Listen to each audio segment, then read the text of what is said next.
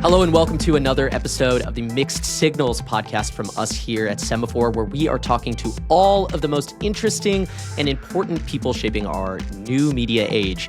I'm Max Tawney, I'm the media editor here at Semaphore, and with me as always, packing his bags for Davos, the World Economic Forum, is Ben Smith, the editor-in-chief of Semaphore, the co-host of the show. Ben, how's the suitcase looking? Are you packing some stuff for skiing? Are you going to get some time up on the slopes in between, eating hors d'oeuvres and brushing shoulders with members of the global media elite? You're really turning me into a caricature here, but yes, it is true. I just found an air tag to throw in my suitcase and my goggles, so I'm good Amazing. to go. Well, every year, this is the second year in a row that we've been on the digital air at the time of Davos. And every year around that time, we like to have on a guest that kind of has a more global flavor, somebody who is influencing the global media landscape. Last year, we had Ian Bremmer on the show. This year, we have somebody a little bit different and somebody who is really shaping tech policy when it comes to, in particular, Europe and a lot of the rest of the Western world. That's Sarah Rogers. She's the Undersecretary for Public Diplomacy at the State Department. Ben, you've known Sarah for a little while. Tell us, why do we want to have her on the show now, and why is she getting under the skin of so many diplomats abroad? Yeah, I mean, Sarah sort of popped onto the scene when she got this appointment, but has since gotten a lot of attention for a series of videos she posted to X, in particular, criticizing European speech policies, basically demanding that they let X and other platforms be as sort of open and wild as they are in the U.S. right now, which is, contrary to the impulses of a lot of European governments, many of whom just see her as an agent of the far right. Don't really think this is about speech at all. They think it's about the Trump administration trying to open the way for far right parties on the continent.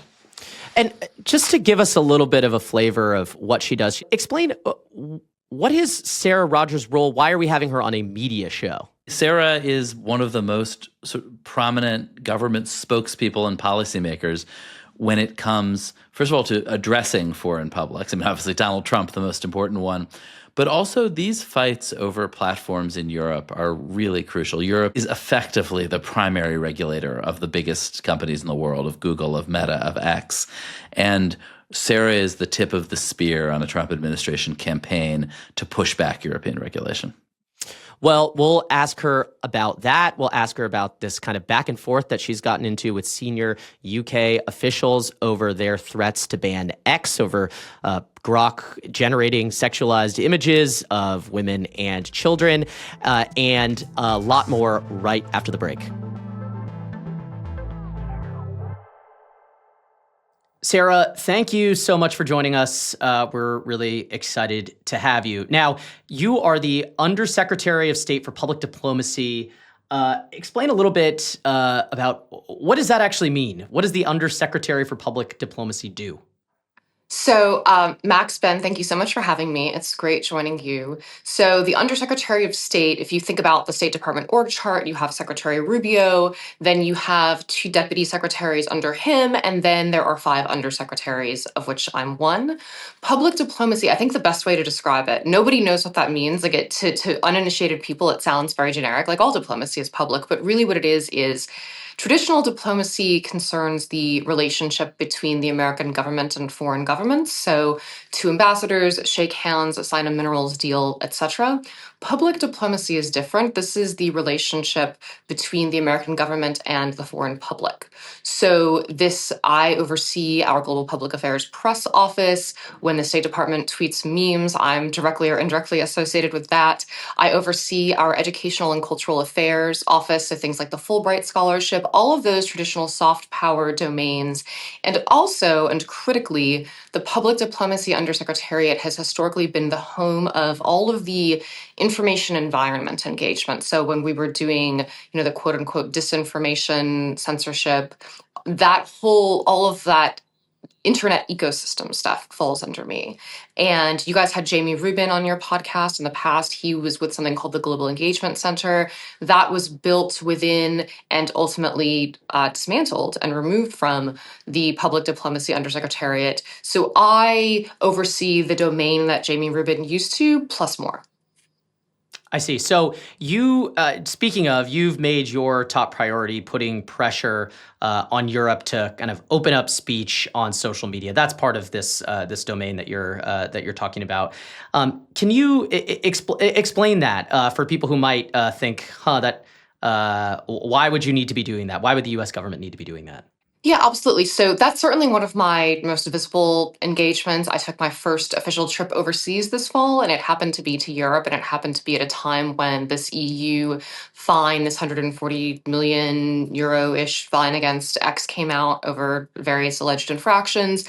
So my background is a litigator in private practice before I went into the government. Unlike a lot of people who filled my role, I've never been a press person, and I don't come from the soft power sphere. I come from basically scorched earth litigation, but some of that litigation was in the First Amendment domain. So I took a case to the Supreme Court in 2024 called NRA versus Vulo that dealt with viewpoint-based debanking, as you may have heard it called. We actually won that case 9-0. Sonia Sotomayor wrote the opinion. It was a pretty big deal. And I also worked in my private practice with free speech plaintiffs and litigants like Doug Mackey, Ricky Vaughn, like Charlie Kirk, and others. So I approached this job with that perspective. And when this administration got into office, one of President Trump's first executive orders dealt with dismantling the kind of what we would call censorship activity that the Global Engagement Center and other organs of the government undertook that were the subject of another piece of Supreme Court litigation I also worked on called Louisiana and Missouri versus Murphy. It was the Murphy case. Should These say for the things, record, I yeah. think you lost that one, right? Well, I wasn't one of the advocates in that case, or maybe we would have won it. I'm just kidding. That case was basically disposed of on standing. So the Supreme Mm. Court. So for listeners who don't know, that case dealt with multiple elements of the executive branch, the CDC, the State Department, the DHS, the CISA arm, establishing these like working groups via NGOs that would engage with social media and say things like, here's a list of tweets that we think you should take down, that we tell you to take down. Why haven't you taken them down yet? These tweets are Russian disinformation. These tweets say the wrong things about COVID. These tweets say the wrong things about the election. There was this whole octopus of entities that were set up as part of this effort. And so the question in Murphy was, when does that become state action? Because there were these Zoom videos of these collaborations made during COVID. Everything had to be conducted on Zoom. And during the Zoom videos, people would admit things like, yeah, if we did this ourselves, it would violate the First Amendment. So we're going to have the Stanford Internet Observatory do it and just tell them what tweets we care about. And there are all kinds of different models of state action, like the state can conscript or deputize someone as an agent, it can engage in a joint venture. And Murphy could have raised a lot of those questions, but there was a standing problem because you don't know if this particular plaintiff's Facebook post would have been removed if not for the government, was removed before or after the government sent a particular missive. So there was not like a firm merits ruling that Murphy type pressure is 100% legal. It didn't get like teed up and precisely resolved. But I think that our administration has taken the view that like even if you stipulate arguendo that it's totally kosher under the First Amendment for someone like me to call up Meta or call up X and say, I don't like what these Gavin Newsom supporters are tweeting. I think it's disinformation. I want you to remove it. Why haven't you removed it yet, Elon? I'm the government, right? Even if that's totally fine, it's still a little sinister to have billions of dollars or hundreds of millions of dollars of taxpayer money spent on erecting this infrastructure to sort of ankle bite and hall monitor Twitter. So our approach has been, and there are a lot of policy initiatives that follow from this, but our approach has been transparency, truth, and reconciliation on that stuff.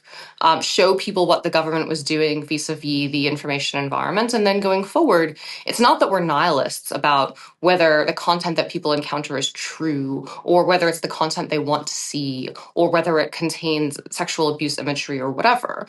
We're just using different tools and approaching this in a different way. And our end goal is to empower the user or the reader of the information rather than have these middlemen upstream kind of choking off the flow of content and curating what viewpoints are allowed to be in the public square.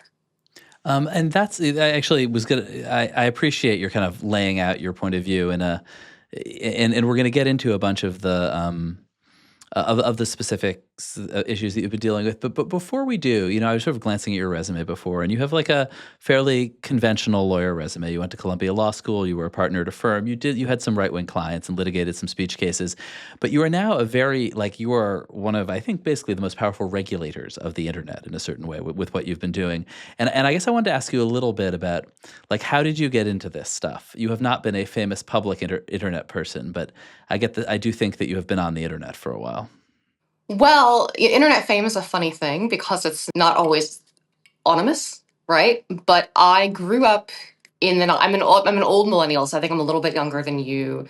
I grew up on the internet at a time when the internet was a place you would go to be free. So no one knew that you were a dog. No one knew that you were a girl. Your identities could be disposable. They could be numerous. Your content could be frivolous. It could be outrageous. It could be insightful. And none of it went on your resume. And that chaotic aspect of the internet, I think, was the source of a lot of its generative power and part of its charm for the posters who grew up in that era, of which I'm clearly one. So where did you post? Where did I post? Oh man, media aren't allowed to ask Trump appointees that.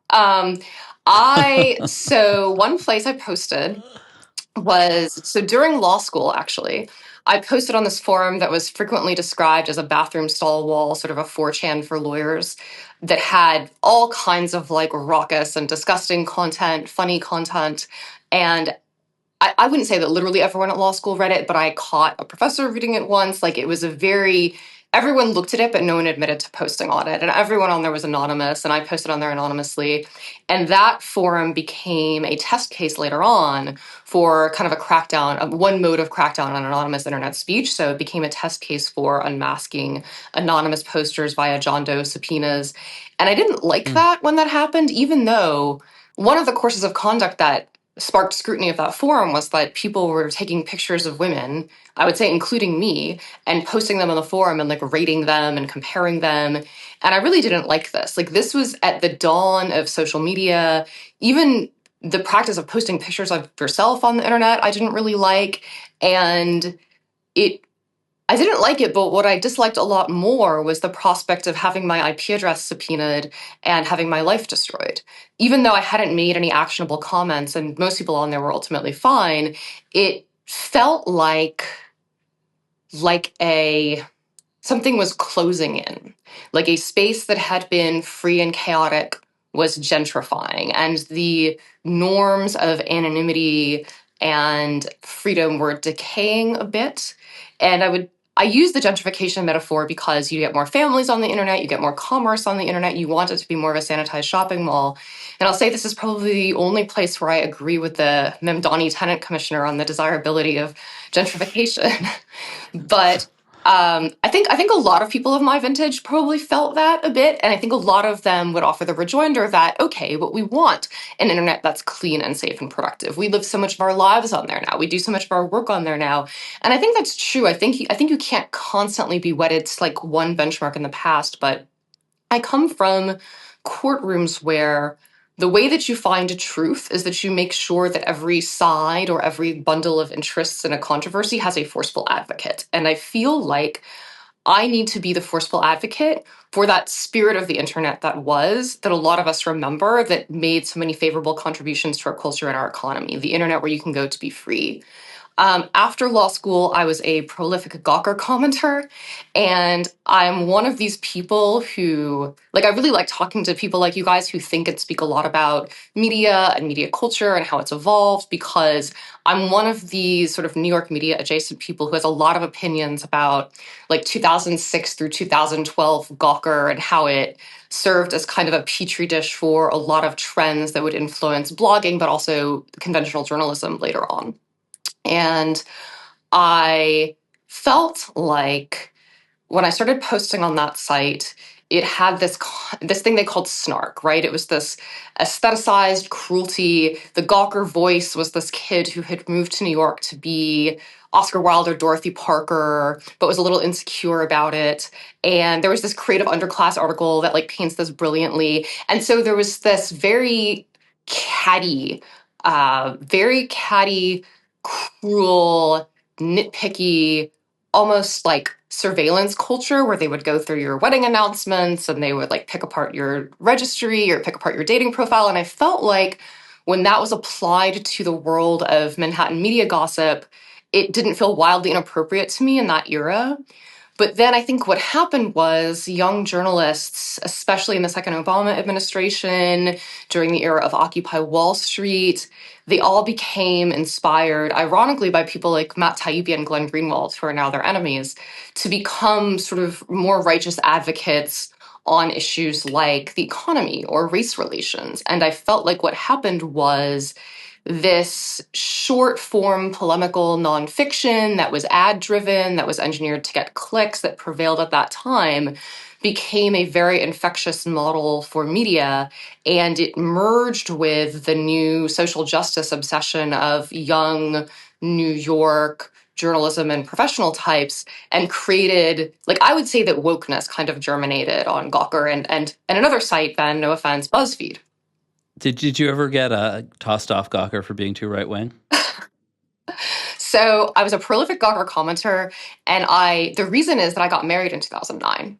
And I was worried that if I got married, that my wedding announcement and my husband and my family and myself were all going to be dissected by these malicious internet commenters. And I thought about this the way that perhaps a future public diplomacy undersecretary would, which is I thought, if I can just have like 4 Gawker accounts and sock puppet the thread and say good things about myself, then I don't have to be afraid to get married, because people, even if they bash me in public, I'll be able to speak back. So I developed, you had to audition to be a Gawker commenter back then. And I developed this algorithm to be an impressive poster. And it was like you had to make a pop anthropological or pop social science reference to something New York specific with a tone of disdain. And you could do it in total Mad Libs format, like an LLM, like it didn't have to make sense. But if there was a Wall Street Journal article, you could post it, you could react to it, and you could be like, I can just imagine the striving Scarsdale equities research analyst picking up this article and thinking it makes him cool, right? Like that comment would get a ton of clout on Gawker. The other thing you could do is say something, insinuate that someone had an eating disorder or use stimulants. So like that this person in this post reminds me of a bulimic Condé Nast intern that I did coke with once. Like that would get a ton of upvotes. This was the culture at the time. And it was because the people operating that website, my inference was they wanted to be the kind of louche, decadent, glamorous New Yorker who did coke with Condé Nast interns, but also felt a little contemptuous about it. Okay, I need to ask you about your day job in a second. But none of that is an official State Department position. Sorry about that. I just wanted to say that. But I do think, like, just to observe this, and I don't know if you guys agree, but I think what I just heard is that the American right knows so much more about the American left than the American left knows about the American right. Like, people on the right were obsessively paying attention to these New York media outlets at a moment when I think a lot of the people in progressive media didn't even know the right existed, or certainly weren't paying attention to what they were thinking. There's kind of a funny asymmetry there. Like, I don't know any sort of like Democratic officials who had like sock puppet accounts on Free Republic in that era. I don't think that's entirely true. I think that there's just a class of people who are just like deeply online on both sides, so much so that they're consuming the media of kind of their ideological opposition, right? There's a lot of people on the left who spend a lot of time, watching Fox News and listening to Candace Owens and whatnot. I think there's plenty of that. True. I think to go. I'm not around. sure if it was as true then. Maybe not as true then, but now for sure. One important asterisk to that discussion is at the time I was on Gawker, I wouldn't have said that I was on the right.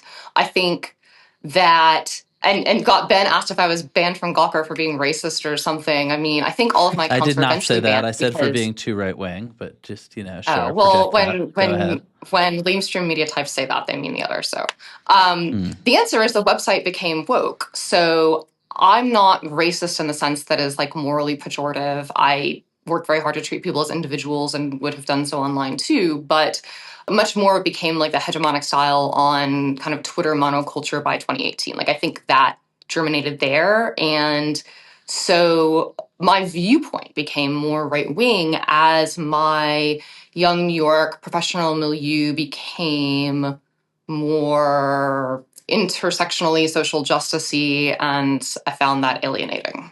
So you didn't leave Gawker, Gawker left you to summarize this Gawker left discussion. me for sure. Yes. And So Gawker is a synecdoche for like that whole scene.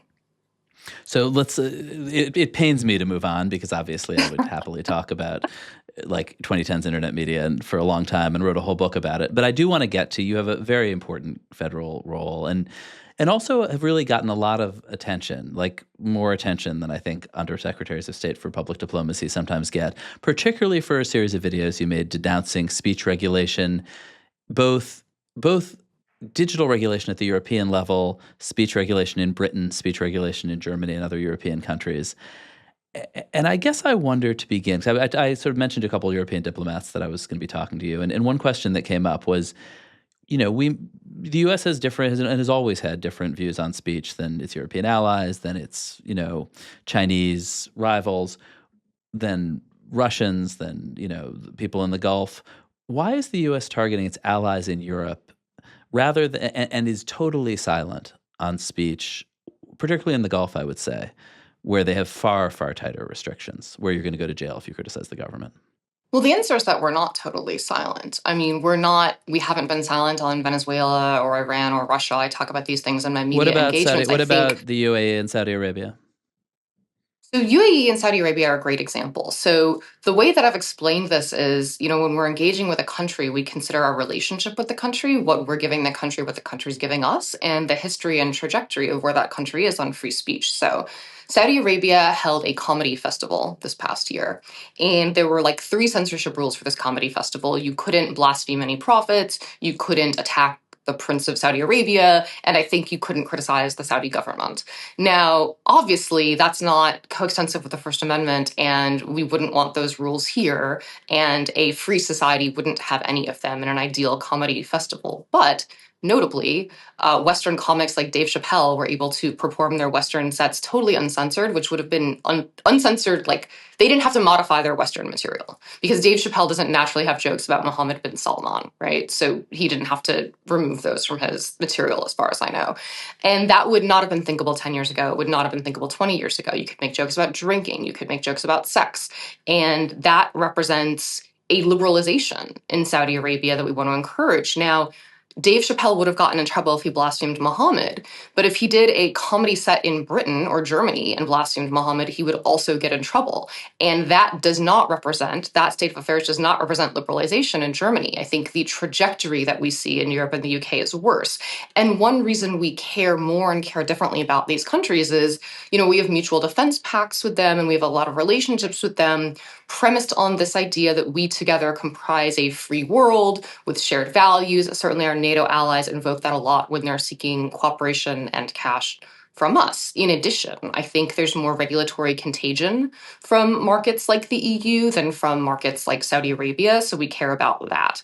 I was in Britain at a free speech event, and I was drinking water out of a plastic water bottle. And if you've traveled to Europe, you know that there's this EU regulation that when you uncap your water bottle, the cap can't come all the way off. It has to hang by a thread because that's better for recycling or something. And I was sitting on stage at this British event, and one of the British speakers pointed out that Britain has no such regulation, yet all of our bottle caps were attached to our bottles. And the reason is that the EU has significant kind of regulatory gravity, and Britain is within its regulatory gravity. And so you have to care about what these laws are because they affect literally the water you drink.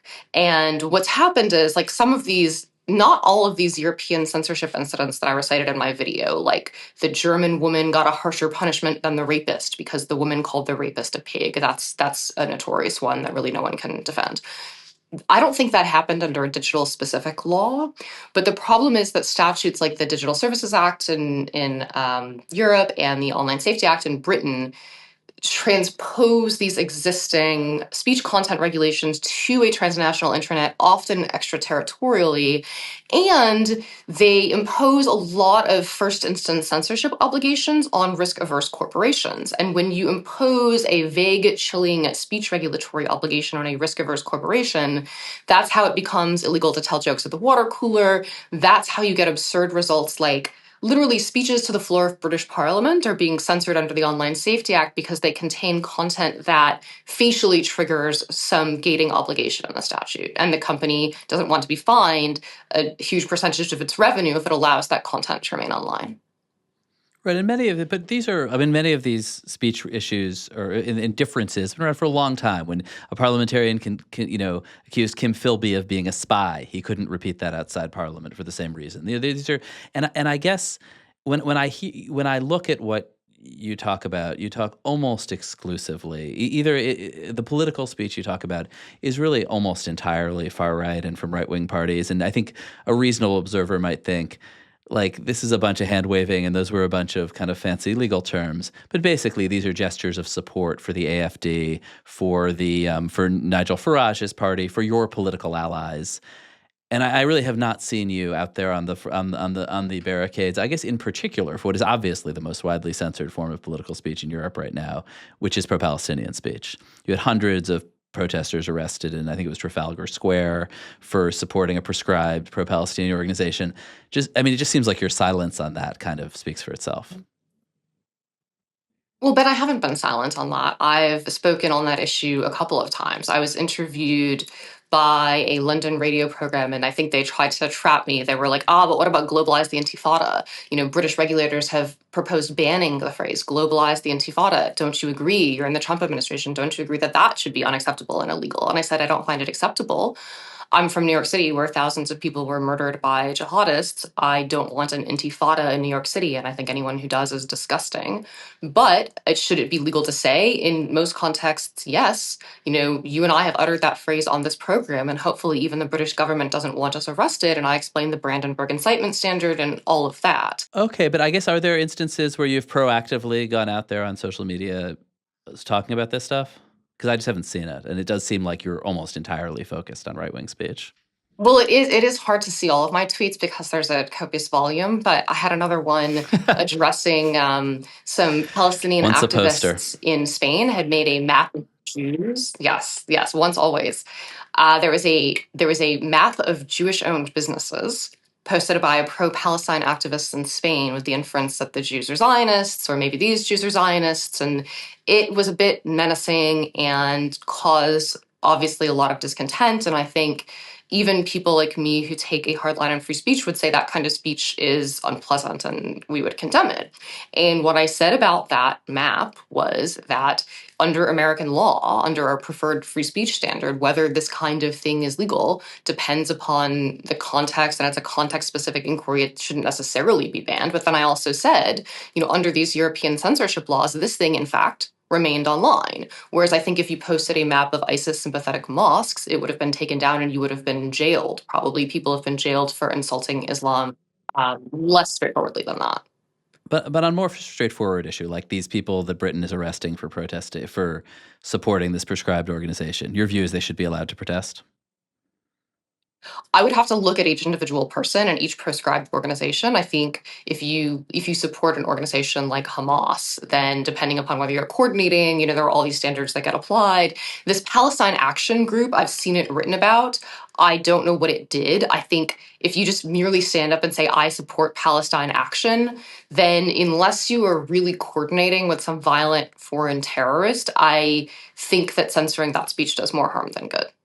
The regulatory changes that I would advocate for in a country like Britain would overwhelmingly benefit those activists. And I also just want to push back, Ben, on the idea that I'm some partisan agent of Nigel Farage or AFD or anyone else. That's not true. We don't intervene in other countries' politics on behalf of specific candidates. And in American law, there's this distinction between candidate advocacy and issue advocacy, which might feel arcane to some of your listeners, but it guides me because I'm a lawyer. I really try to speak on the issues. And free speech should be a nonpartisan issue. Like some of these pro-Palestine groups, we tried to get some of them actually to join our amicus briefs in my NRA case, which brought to the Supreme Court a legal issue that generated a ruling that benefits groups across the political spectrum. And a lot of them wouldn't join because they didn't want to be associated with us, or they didn't enjoy it, perhaps didn't endorse the free speech principle. I don't know. But I can tell you that these groups would face less risk under a more libertarian regulatory regime. A final question, I think, in terms of how this campaign is seen in Europe, which is, I think the more maybe cynical view is that this is basically the same impulse that sent a bunch of special forces guys to Caracas, which is you are a tool of the big American tech companies, X and Meta probably particularly. They're facing fines. They don't like European regulation. And you're sort of, you're just yet another in a long history of American diplomats carrying water for big American corporations. I mean, isn't that basically what's happening here? It's very funny. I mean, I've heard that accusation, and it's humorous to me because I started my free speech activist career as a foe of big tech. So I represented the playwright David Mamet as an amicus before the Fifth Circuit in a case called Net Choice versus Texas that dealt with Texas's effort to essentially require viewpoint neutrality on large platforms that operated in Texas. I supported that idea. I still think that conditioning the CDA to 30 safe harbor subsidy on viewpoint neutrality is probably a good idea. Elon Musk, I don't know if he hates that idea. I haven't mentioned it to him, but it would be against his commercial interest. It would be against Meta's commercial interest. I think that the people who want to deflect this and just say you're a big tech shill, it's because they're uncomfortable. And you can see this too when they try to be pedantic about the term censorship. Like, well, this wasn't state censorship, or, this was just censorship actually, to be fair, a lot of the Digital Services Act and a lot of what these companies don't like about it actually isn't so much about speech, right? It's about reporting. It's about transparency. And you're opposed to that too, I think, right?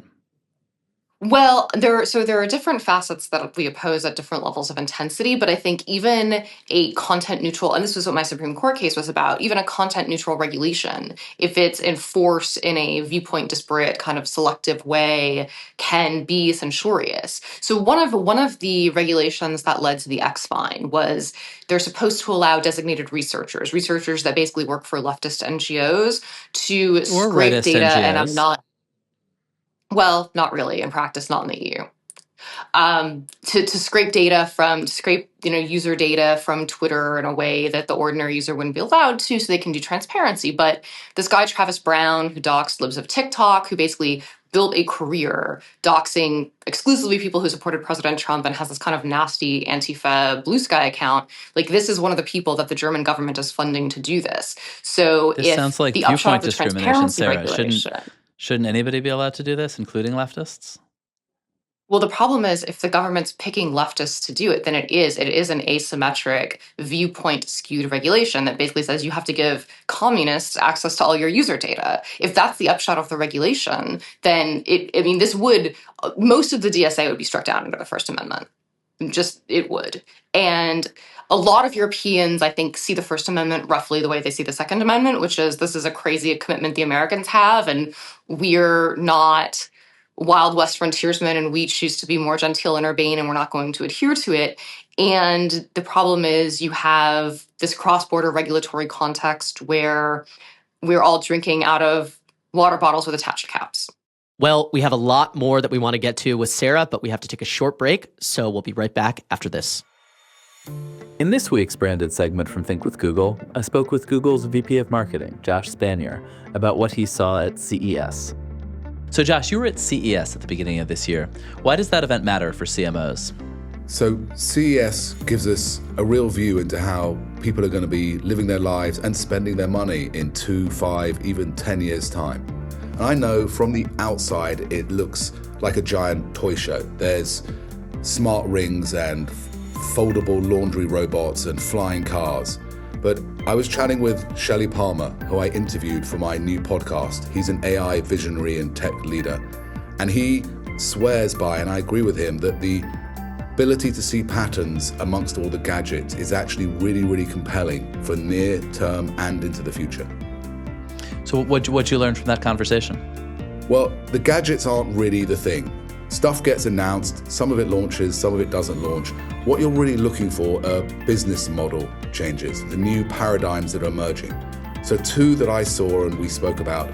One is around agentic commerce. Google announced during CES and just after CES a whole bunch of partnerships with Shopify, with Walmart, with Target around agentic commerce. Super interesting, building the new protocols for machines doing the shopping for you where appropriate. And then separately, I also saw a lot of expansion of what you might call intelligent ecosystems. These are technologies from different companies coming together, meshing together to enable you to do more interesting and engaging things. And again, with Google and Gemini leading the way. They're really fascinating forerunners of where we're all going to be in the near and medium term. And where can people listen to the whole thing? You can listen to my conversation with Shelley Palmer in my new podcast, Frontier CMO, on YouTube or wherever you download podcasts, or you can sign up for my weekly newsletter over on LinkedIn. Great. Thanks, Josh.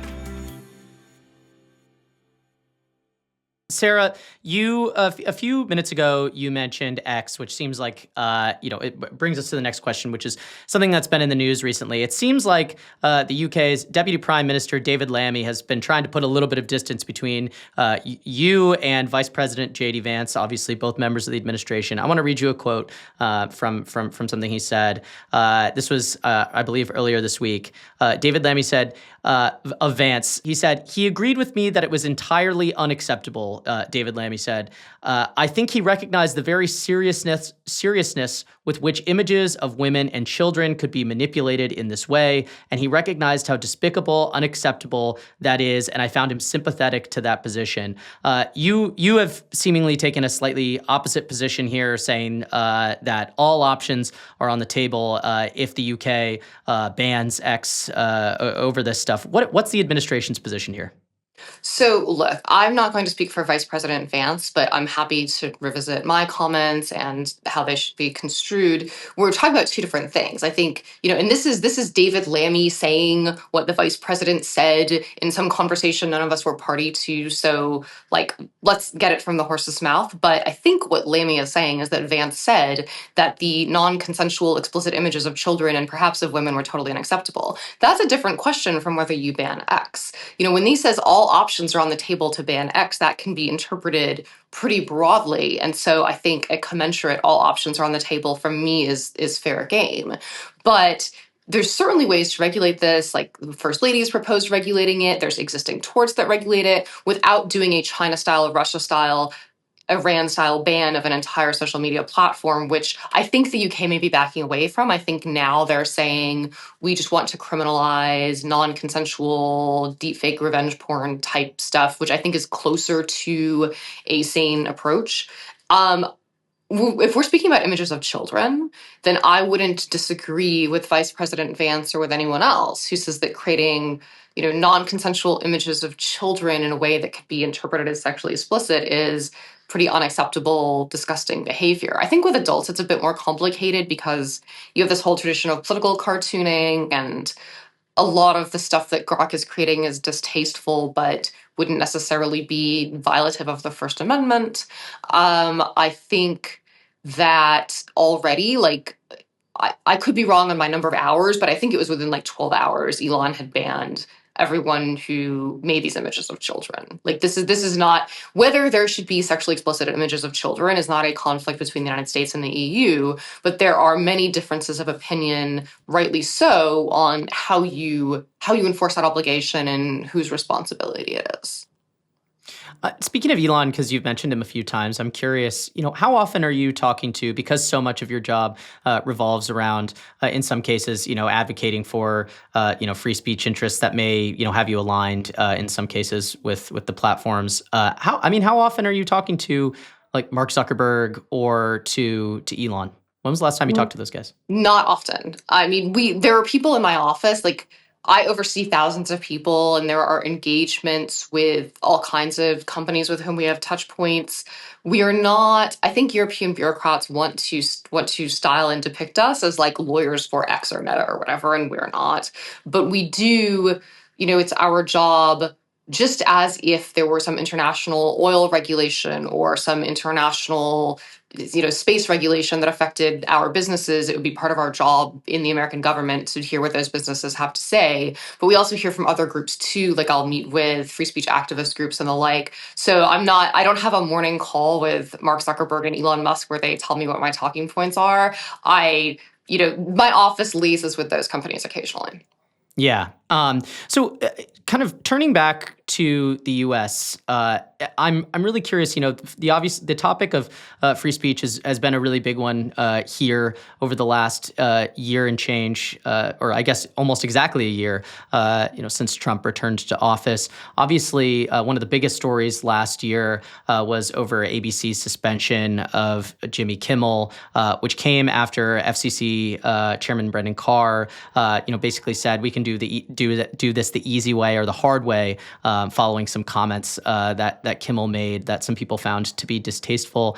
I mean, does that? I mean, I have two questions here. One, isn't that essentially threatening free speech and unaligned with kind of some of the policies that you're advocating for? And does an incident like that hurt the U.S. free speech policies that you're advocating for when you go to other places? Like, for example, when you're advocating for free speech abroad, are people bringing up comments such as these and incidents such as these? Interestingly, that one has not come up, and it happened before I was in office, so I wasn't in the position of addressing it in real time. We have this very narrow and kind of old broadcast public interest doctrine that hasn't been before the Supreme Court in a while. I think also with the Jimmy Kimmel incident, there's this whole underlying mechanic of this Tegna merger. I don't know if you guys have covered that. I know you're kind of a media insider show, but basically all of these network affiliates like Sinclair, like Nexstar had under Biden, by the way, when they were trying to complete a similar merger that kept getting blocked by the FCC, had this very strong incentive to impress the regulator. And I think that if Brendan Carr really wanted to censor Jimmy Kimmel, truthfully, he could have just politely, secretly, or through an intermediary, called up the head of Nexstar and said, I really would hate to see a Tegna merger with a broadcaster that would allow this filth online. And that would be closer to the Murphy conduct, frankly. It would be closer also to the kind of conduct I was litigating against in Vulo. Instead, you see a more brash public expression that, was very controversial. Ted Cruz made comments about it and others.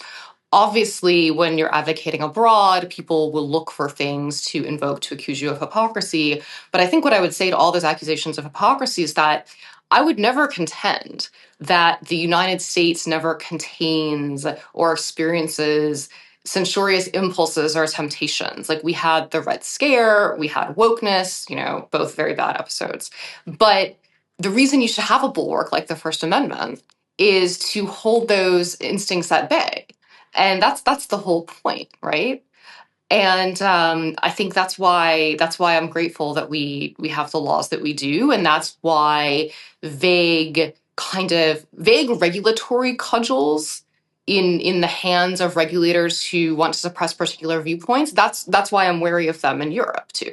I mean, but the call is, to stay on the hypocrisy topic for a minute here. I mean, the call is kind of coming from inside the building on some of this. The State Department recently bragged about all the visas that it had pulled, record numbers of visas, some for various crimes, but some visas were pulled for people who basically said and wrote pro-Palestinian stuff. And I realize this is all being litigated.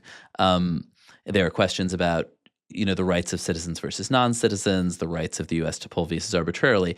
But just, in your gut, doesn't that basically conflict with the kind of values you're trying to advocate?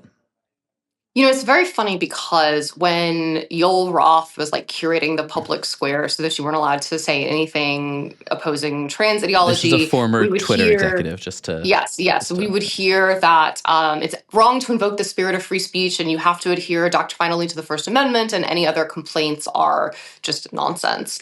But here, if you adhere doctrinally to the First Amendment, the Supreme Court since 1971, and I think even earlier, has made clear that even to the extent that foreign nationals on American soil have some First Amendment rights, we could not, as Germany did, we could not throw a woman in jail for calling a rapist a pig, even if she were a foreign national, because she has some of the same First Amendment rights as Americans. The privilege of coming here on a visa is not a right under the First Amendment or any other. And the Secretary of State has enormous discretion there. So if we had a deposed dictator come here and he started, voicing support for his former regime, we could kick him out in the interest of U.S. foreign policy. That's the ground, and some other statutory ones that have been invoked in this litigation. Okay, right. but I'm asking about the spirit of the First Amendment. Before you interrupt, I want to say that I really can't speak granularly on anything that's pending in court because my comments would be construed as though those of one of the litigants, and I have to be professional and constrained about that, so I just can't do it.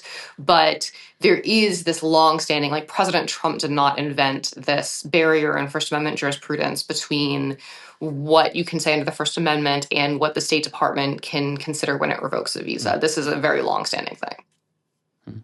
So, and I actually, and I think like I'm sort of glad we've had you on because I think that there is a bit of like I think there's a blind spot in the media and in parts of the left on kind of what it was like to be on the right on social media in the 2010s, and that people were banned over speech. People got tossed off over speech or were worried about getting tossed over for speech. So I share a lot, and I think I probably share a lot of your impulses about European policy too. But I've observed, and I think this is probably eternally true, but certainly true now, that a lot of current champions of free speech, and I think you have not particularly talked this way, like only seem to be very interested in protecting the speech they agree with, and are often kind of leery of disagreeing with people whose speech they defend. And I think, like, when I look at X right now, like, obviously the most read, just as a platform, and if I'm maybe a European regulator thinking about how to deal with this platform, the owner of the platform, Elon Musk, has set it up so that his tweet, he's both because I'm sure he's a very interesting poster, but also because he's rigged the system. Like, his tweets are the most seen thing. The main, the number one thing you're going to see on Twitter is Elon Musk's tweets. And the other day, I guess he reposted and endorsed the sentiment, "If white men become a minority, we will be slaughtered. Remember, non-whites openly hate white men, while white men hold a collective majority." Which concluded, "White solidarity is the only way to survive." I mean, wouldn't you agree that's just an unbelievably un-American, sort of anti-American sentiment? Kind of regardless, and that should obviously be permitted to be posted. But does it concern you that this platform you're defending is like very committed to expressing these, very anti-American views? I mean, it doesn't concern me that the country I'm defending let the Nazis march through Skokie. And I think, Elon Musk. Do you think this is like that, ancestrally- though, that this is basically Nazi speech? I actually wouldn't. I mean, because that speech isn't calling for the genocide of Jews or anyone else. And if you were to look back at the writings of some of the founding fathers and some similar stuff from that vintage, and even the prevailing viewpoints of the same soldiers who stormed Normandy, I think you would find some of this sentiment in American history, which is actually an observation the left makes ad nauseum. Sure, but we're talking super overt racism. What would you say, super overt racism? This is just very overt racism and a very, like, white solidarity is the only way to survive. That's not like some coded, should we be allowed to say? I mean, it just is what it is, right? Well, I mean, do you think there's you can kind of see why European regulators are concerned about a platform whose primary kind of speech they broadcast is that, along with some nostalgia for Rhodesia. People get really mad when I say this, but I just think it's impossible to dispute it. There is less viewpoint-based censorship on Twitter under Elon Musk than there was under basically since 2014. Oh, for sure. And I totally agree. Like, obviously we're not talking about censorship. We're actually talking about expression, right? So if you wanted to post, like, the monoculture that has retreated to blue sky and become the founding population there, like, if they wanted to come back to Twitter and post what they were posting as the prevailing form of speech on Twitter, which is things like the lieutenant commissioner saying that our goal should be to impoverish the white middle class, or the whiteness is a virus and we should exterminate it, or what Charles Blow wrote in the New York Times, which is that white women use their bodies as instruments of terror. And there are too many noose to necks and charred bodies for white women to deny what they're doing, which is basically like inter-homeway radio rhetoric. I think, do we defend the legality of that kind of speech? Yes. I mean, now we know who Charles Blow is because he wrote that headline, or whoever, some editor did, right? And I don't know the context of that tweet, but Elon Musk comes from South Africa, where there are white people sort of huddled in little settlements who probably think that solidarity is the way to survive. So is it seems anti-American? Like a very truly South African sentiment, yeah. I think it surely is one. It just seems like a funny thing for an American diplomat to be sort of carrying water for. Well, I think I get that you want to be incendiary because you want your podcast to get engagement. And I don't say that in an accusatory way. Like, that's what all content creators want. But no, like I hope we get engagement. But I appreciate that sentiment, Sarah. I'm not carrying water for that specific sentiment. I think, though, that none of what you've quoted comes close to imminent incitement to lawless action. None of it comes close to true threat. And if the same regulators are allowing very similar speech by woke activists or by Islamists, then no, I don't think it is particularly deserving of censorship under any. Yeah, and I just to be clear, I totally agree with you that it shouldn't be censored. I just think that it's possible that European regulators are also. I just wonder how they think about kind of the character of the expression on the platform, and I agree with you. It shouldn't be censored. Right. Yeah, I mean, I think a lot of them think adversely about it, but that's the point of having these diplomatic conversations. Not so that I can carry water for one specific tweet, but for the right of everyone on that platform and other platforms to tweet and say what they think is true. So that feels like a pretty good place for us to ask the last question, because it's about that specific topic, which is, Sarah, do you think that social media is good now? Is this kind of the information ecosystem that you kind of want to see? Obviously, you've talked about the 2010s and kind of wokeness and this perceived and also actual kind of censoriousness by some of the platforms, most of which have been rolled back over the last few years. Are you pretty satisfied with what the social media landscape looks like these days? I wouldn't say that I'm complacent, but I'm hopeful. I think that the structure of communication has changed. And when you go through those kinds of shudders and shocks, when you invent a new way of communicating, or when communication is suddenly social, mobile, and local, or when communication is suddenly AI embedded, then the way that people think and the way they relate to each other changes. That's why podcasts like yours are interesting, because I think you think through how this affects the way people work, how this affects the way people reason. And there's no moment in history when I would have surveyed the information landscape and thought, well, now this is perfect and we shouldn't try to innovate our way forward or improve everything. I think that it's very interesting, the transition we've seen from long form and even short form text to very long form streaming and very short form video, that could have attentional consequences, as many pundits have posited. And I look forward to seeing societies kind of reason through that. No doubt there are improvements that could be made. I just don't think that content-based or viewpoint-based censorship at the behest of the government is one of those improvements.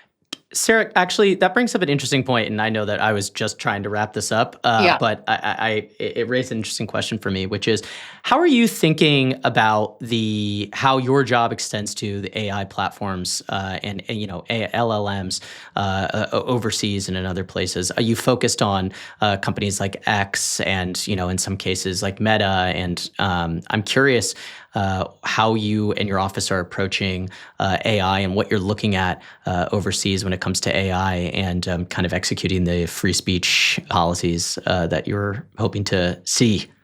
So, as you can glean from the president's AI action plan, this administration is very forward-leaning on AI innovation. I think we want more of it, not less. We are suspicious of safetyist regulatory models. And I think where AI intersects with free speech, there are a lot of really interesting legal and political questions that arise, like, should you treat the AI as an agent of the company that coded it, and so its speech is attributable to that entity? Should the AI speech be attributable to the person that evoked it using a prompt? Those are interesting and nuanced, and in different contexts suggest different answers. I think that we don't want to, when the first LLM models were coming out and everyone was playing with them, you saw a lot of these viral screenshots of like, look how woke and stupid Gemini is. Like, it answers this hypothetical in a really rigid way. There's a guy on Substack who asks all the LLMs to conduct like actuarial calculations where they put a dollar value on a human life, and then he adjusts the calculation by race. So he thinks that ChatGPT values white men's lives like at negative 100 the magnitude that it values a Black woman's life or something. And I think some of those incongruities in AI aren't even intended by the coders. They just arise through processes we don't totally understand.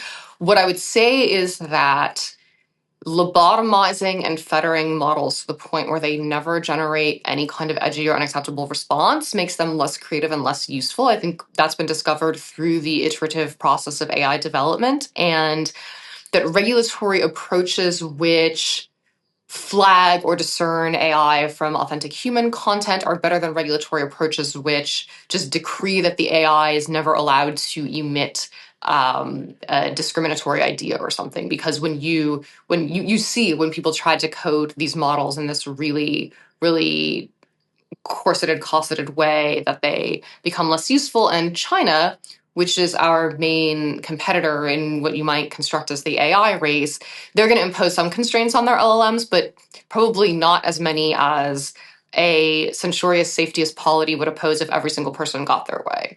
And at the end of the day, I think we would rather that free, self-governing societies lead the world in AI innovation and decide what the AI is allowed and inclined to think and say than have China make those decisions for us.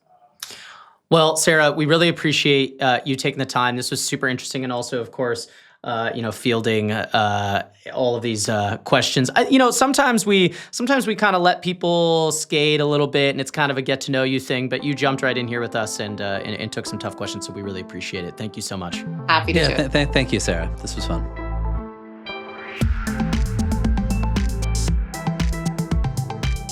So Ben, I thought that was a really interesting conversation. I went into it, understanding that Sarah is very interesting and important and in the news, and that she has been, I think, bugging the hell out of some European diplomats. But I found that she was obviously very charismatic and was kind of ready to go back and forth with us a little bit. She was saying that we just needed to get our viral clips or whatever, which, maybe Josh, if there's any good viral stuff that you can pull out of that would be great.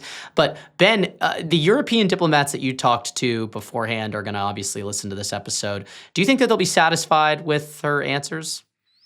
I mean, basically, no. I mean, I think the view in Europe right now is these unhinged Americans are, trying to open the floodgates to far-right speech, and that the Trump administration, this is the European view, really don't believe anything they say. This is just like basically the moral equivalent of invading Venezuela for the oil. But I think the reality, and I think the thing you saw with Undersecretary Rogers was that there's a lot of different impulses inside this administration. Stephen Miller recently just talked about the rule, international law is that we're strong and we do whatever we want. And then there are different kind of more principled views.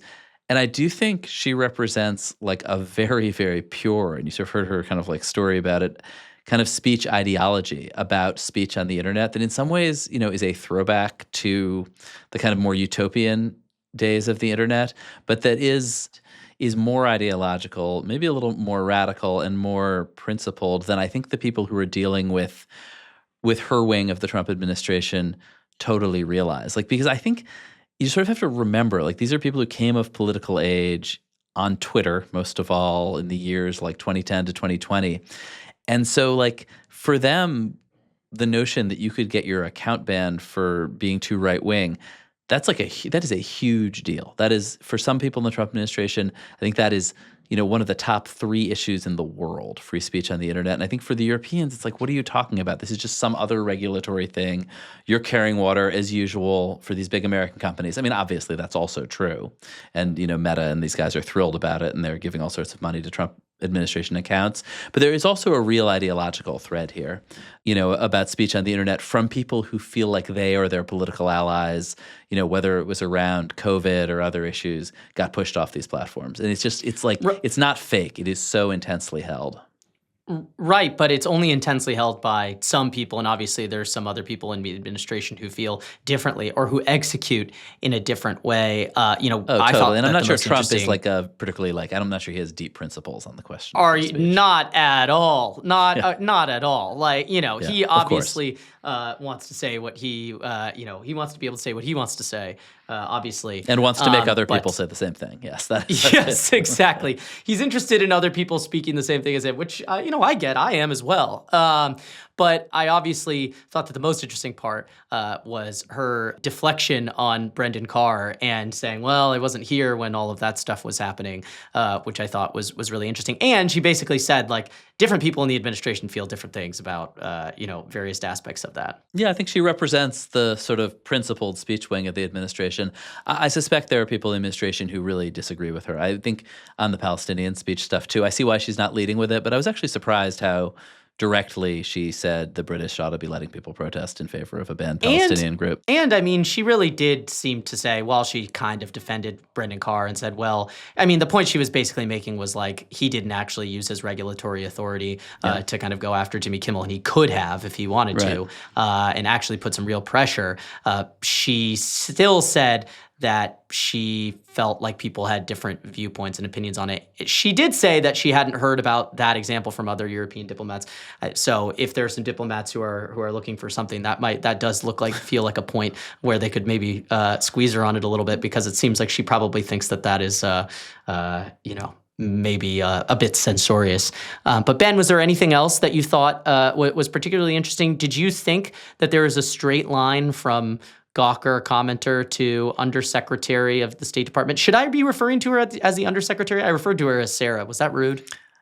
I don't know. You know, I've known her for a little while, and she didn't seem to object to being called Sarah. But it occurred to me too that we ought to be calling her Undersecretary Rogers. Well, if you can apologize on my behalf and say I will. I didn't know the proper etiquette. I think that my impression is that she's not somebody who's big on taking offense at minor slights. But I think, true. I mean, I That's do true. think, like, you know, I think she has this very pure point of view drawn from having been this young lawyer who, by the way, did you catch that men were posting pictures of her on this anonymous forum and rating her, which she on one hand found disgusting, but thought about it and thought the idea that anybody was going to get their IP doxed for that was worse. I mean, that's a very interesting, specific, counterintuitive, probably very unpopular impulse, like in any context. She also brought it up too, I think, very deliberately in the context for sure. of what's going on right now in this week, the week that we're recording this. But she comes out of this totally untrammeled and at times kind of unhinged early internet where probably most of us who were posting on it back then were doing stuff that if we saw today would be like, wow, that's really not how the internet works now. That is so kind of unprofessional, if nothing else. Yeah. And it's I think in some ways, I mean, one of the ways to sort of interpret the way the Trump administration communicates is that era of the internet just come roaring back. Yeah, to a certain degree. And I think that there's clearly a somewhat of a consensus across various different party and ideological lines, around it. I mean, I don't know if we're stepping out of line here to say that I think that you and I both probably feel somewhat this way. I don't think either of us, I think both of us like to be able to say what we want to say in different places and see the benefits to that, particularly, if you're a media organization or somebody who talks for a living, and feel that things got do. too censorious. Yeah. I mean, I think that the question of, is the Biden administration saying to a nonprofit, we think these tweets about drinking bleach for COVID are bad? Is that the same as the top regulator telling a television host to shut up? I don't really think those are exactly the same, but I also understand why people are squeamish about both. And I don't think I don't think that if you look back on particularly the COVID era attempts to sort of restrict false speech called disinformation, crazy speech, crazy conspiracy theories, to restrict them on social media, it obviously didn't work. Look at who the Secretary of Health and Human Services is right now. Another great poster. Did you feel in retrospect that you were being what did she say, a hall monitor? I think there was some of this, right? That the journalists were oh my, what are you going to do about this? And we were journalists were asking Facebook and X and finding a bad tweet and saying, are you going to ban this person? Did you feel in retrospect we were sort of hall monitors? Journalists are hall monitors on every beat, no matter what it is. I watch professional basketball, right? I watch the NBA, and every time any player does something the wrong way or, has a tweet about something, the press asks. This is not just something that's limited to politics or tech or anything like that. I think there was something about the relationship with the platforms, and I know she took a shot at BuzzFeed being, part of the woke, corrosive left wing. I can't remember the details, and I'm sure there's lots of reporting she didn't like. But I also do remember internal conversations there about that we aren't mall cops, that our role isn't to police social media on behalf of the platforms. And there was, I mean, so, you're right about the news. You're right about things that are interesting, and that can call attention to things that then got banned. But there was something about that relationship in that era that made me uncomfortable then and now. Well, Ben, it was a really great get, and I think that that's a great place to leave it. Well, that is it for us this week. Thank you so much for listening to another episode of Mixed Signals from us here at Semaphore. Our show is produced by Manny Fidel and Josh Billinson, with special thanks to Anna Pizzino, Jules Zern, Chad Lewis, Rachel Oppenheim, Tori Kaur, Garrett Wiley, and Daniel Haft. Our engineer is Rick Kwan, and our theme music is by the great Steve Bone. Our public editor is Elon Musk. Elon, we'd love to have you on the show. And if you're enjoying this podcast, please subscribe wherever you get your podcasts or subscribe on YouTube. And if you want more, you can always sign up for Semaphore's media newsletter, which for now is out every Sunday night.